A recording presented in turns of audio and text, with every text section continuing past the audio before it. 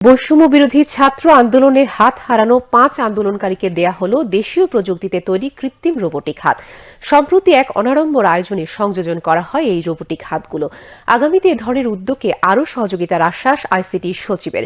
কৃত্রিম হলেও হাত ফিরে পেয়ে উচ্ছ্বসিত আহতরা। কুমার বিশ্বজিৎ রায়ের প্রতিবেদন।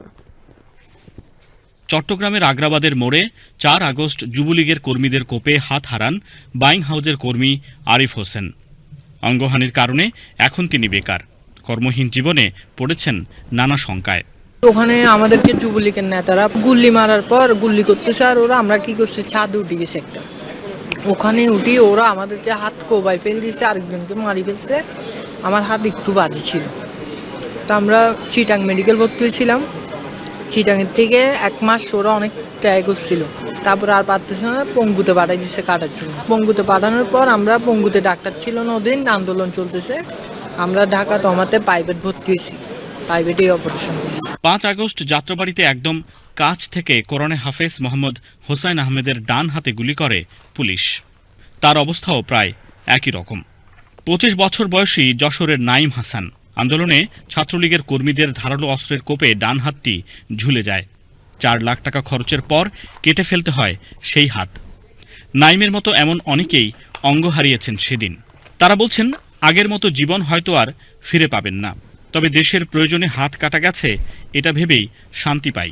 আমরা জাস্ট যতটুকু সাপোর্ট পাবো এটাই হয়তো ভালো লাগবে পরবর্তীতে। তো একাতে তো কোনো কাজ করা যায় না, খাওয়া দাওয়া কিছুতে করা যায় না, একটা কাজ করব সেটাও করতে পারি না। একবার না থাকার চেয়ে থাকা জিনিসটা ভালো, আর আমি মনে করি যেটা মোটামুটি কার্যকরী দিবে আর কি। তো ফার্স্ট অবস্থা হয়তো প্রথমে একটু নার্ভাস লাগলেও পর 2 দিন প্র্যাকটিস করলে হয়তো ঠিক হয়ে যাবে। দিনগুলো তো খারাপই যাচ্ছে, তাও একটা জিনিস ভালো লাগতেছে, দেশের জন্য হাতটা দিতে পারছি, কিছু একটা করতে পারছি। যার প্রচেষ্টায় কৃত্রিম হাত পেয়েছেন আন্দোলনকারী তরুণরা তিনি হলেন রোবট গবেষক ও রোবো লাইফ টেকনোলজিসের প্রতিষ্ঠাতা জয় বড়ুয়া লাবলু।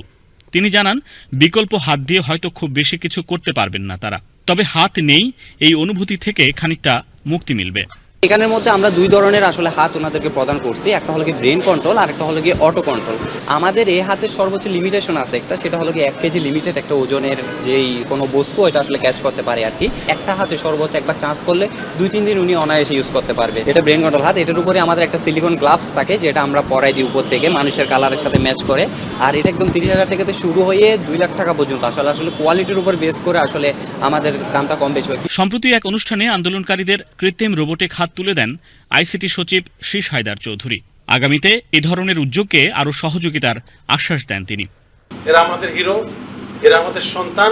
আমরা কিছু একটা করে ফেলেছি, এটা যাতে আমাদের কারো মনের মধ্যে না আসে, বরঞ্চ আমরা করতে পারি নাই এই অনুভূতি নিয়ে যদি আমরা যাই, তাহলে এই বৈষম্য বিরোধী ছাত্র আন্দোলনে যে মানুষগুলো তাদের জীবন দিয়েছে, অঙ্গ দিয়েছে, তাদের জন্য কিছুটা করতে পেরেছি, এটা অন্ততপক্ষে আমাদের ভেতরে আসবে। জানা গেছে এখন পর্যন্ত জয় বড়ুয়া লাবলুর প্রতিষ্ঠান 60 জনের বেশি মানুষের হাতে রোবোটিক হাত সংযোজন করেছে।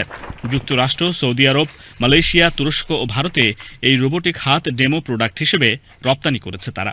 সংশ্লিষ্টরা বলছেন আন্দোলনে অঙ্গ হারানো এসব বীরদের জীবন আগের মতো হয়তো স্বাভাবিক হবে না, কিন্তু এমন উদ্যোগ তাদের জীবন চলার পথ কিছুটা হলেও মসৃণ করবে। কুমার বিশ্বজিৎ রায়, বাংলাদেশ টেলিভিশন, ঢাকা।